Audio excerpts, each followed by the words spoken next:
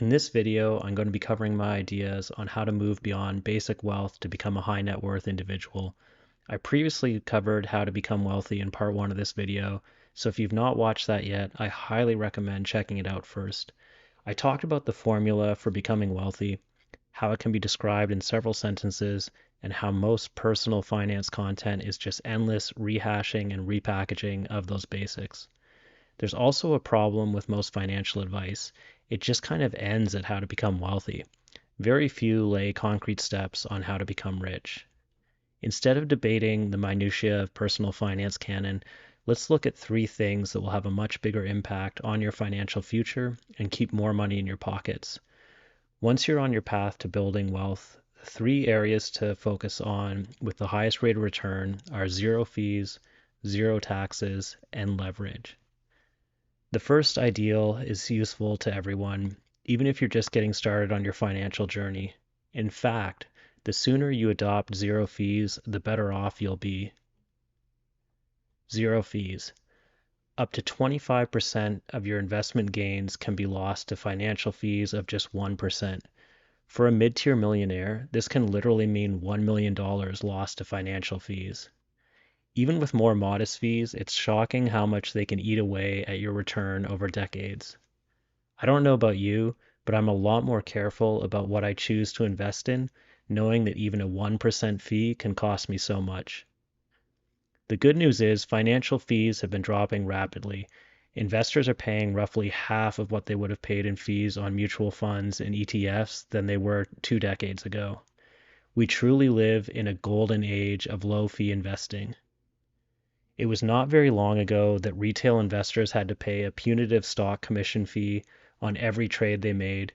These commissions could easily cost $5 to $25 depending on where you traded. Trades with fees under $10 were often considered low fee trading and offered by discount brokerages. In addition to the elimination of stock commissions, the fees charged on ETFs and mutual funds are lower now than they have ever been. Investors even have the option to invest in zero-fee ETFs. Although most investors are aware of the costs they pay for trading fees, less are aware of the fees they are being charged on their ETFs, and even fewer are aware that zero-fee ETFs are available. Now, I'm not saying there's some big conspiracy to bury the existence of no-fee ETFs, but let's face it, your financial advisor is probably not recommending them to you. ETFs are also a less sexy topic in general. Most people know the smart and safe thing to do is invest in low fee or even better, no fee ETFs. But it's not nearly as exciting for the media to cover as the latest hot growth stock, crypto coin, or Reddit short. Fidelity's Zero Total Market Index Fund was launched in 2018 and quickly became the largest zero fee ETF. They now offer a total of 4 zero-fee ETFs. The innovation and competition in the financial industry has been fantastic for retail investors, and now you can even buy a tiny fraction of a share in a company with no commission fees. The future of investment fees has already arrived, it's just not evenly distributed. I will provide more details in a video dedicated to zero-fee investing strategies, including how to build your own ETFs with near zero fees. Zero fees are real and they're spectacular. The next two recommendations are a little more advanced, and with a few exceptions, I would work on mastering the basics of personal finance, focus on cultivating the discipline needed to build wealth, and have a good income before you spend a lot of time focusing on these. Zero taxes. When you make a lot of money, you typically pay a lot of taxes. In 2020, I paid $87,000 in taxes, and in 2021, I paid $55,000 in taxes. This is a substantial amount of money that I would have rather have used to invest and build my wealth. When I talk about paying zero taxes, I want to make sure my position is not misunderstood. You need to pay the taxes you owe. There is no buts about it. If at the end of the year you owe the government money, you need to pay that on time, period. One way or another, the government is going to get the taxes they are owed to them. This is not a bad thing, regardless of how you feel about your government today. As long as you live in a stable, somewhat fair, and productive country, the majority of those taxes go to the important services like military, courts, infrastructure. A lot of people complain about needing to pay taxes, but despite some inevitable waste and inefficiencies, the goods and services your taxes pay for help create a stable society based on the rule of law, which is an extremely necessary condition to create the environment where it's possible to build wealth. Many people complain about various social programs like welfare and drug treatment. I understand the complaints. I agree that these programs are not always well run and don't always incentivize the best behavior, but they also help keep people out of poverty and off drugs. So even if you are completely focused on your own personal interests, this means millions of less people that may smash your car window and steal your change. Despite taxes being inevitable, you can legally practice tax avoidance and tax deferral. We all know we need to follow the government's rules about taxes, but do you know what those are?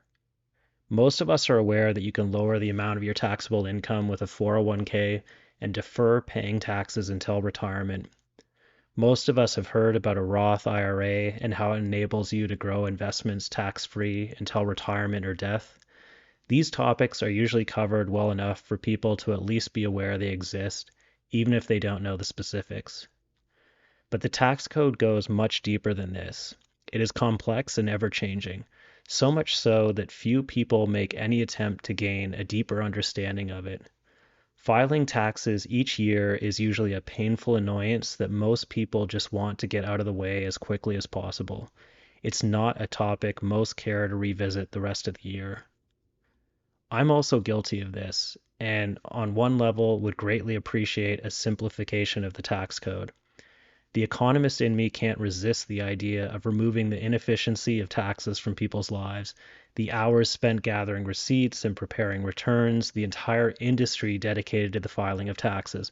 All of this could easily go away with simple tax reform. I can only imagine the common sense utopia we would live in. The IRS knows how much the vast majority of people make and owe. Once they upgrade their ancient IT infrastructure, it'd be very simple for them to calculate what people owed and either send a refund or an invoice for the amount due.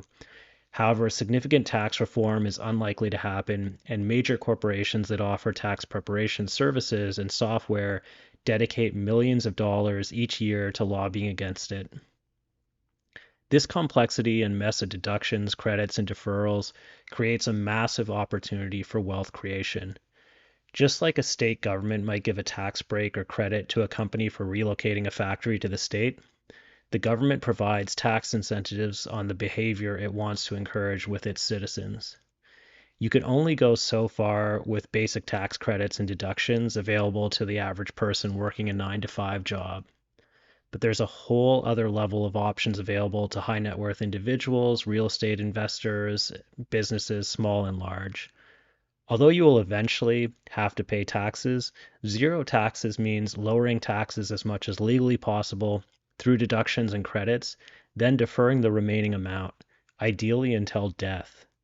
Taxes and death are inevitable, but ideally, I'll deal with both at the same time. Leverage. Leverage is borrowing money to invest in the hope that your returns from the investment will be significantly higher than your borrowing costs. Anyone that has bought a home with a mortgage has utilized leverage to acquire their home. Homes make great collateral, so a mortgage for your primary residence is one of the easiest and cheapest forms of leverage most people utilize. It's one of the most impactful forms of leverage for many who have built significant wealth from appreciation in their home value. If you have built up significantly equity in your home, you're then able to borrow against that asset and use that money for other investments. You're increasing your leverage when you do this. Leverage can multiply your gains, but losses can also be multiplied. If you're unable to service the mortgage or loan taken, the asset and any other collateral backing the loan can be lost. The types of leverage easily available to me are margin loans backed by stocks I own, consumer loans with a surprisingly reasonable rate available to me from American Express, and a personal line of credit from my bank. Although the interest rates vary on these, they're all fairly similar as they're all based on the federal funds rate set by the Federal Reserve. Mortgages are another type of leverage available to me. I have a mortgage today and can obtain another, but mortgages have a more in-depth approval process and take longer to obtain than brokerage margin or personal loans. Currently, my mortgage is the only debt and only leverage that I have, but this will change in the near future. Interest rates are currently increasing, which is not an ideal time for me to increase leverage, but I have no control over interest rates, and I will need to increase my leverage to have the opportunity to hit my financial goals. Leverage should be used very cautiously, but when it is used successfully, it can be very rewarding. Just ask anyone that has bought a home in the last 10 years. I'm not an expert on how to get rich yet, and that is the whole point of this channel. Trying to determine how one can move beyond basic wealth and become an ultra high net worth individual. They say the first million's the hardest, but the next 29 million ain't easy either. In addition to fees, taxes, and leverage, do you think there are any other core areas I should focus on? Let me know in the comments below. How would you turn 1 million into 30 million? I could always go to Las Vegas and put it all on red. No, wait, on black.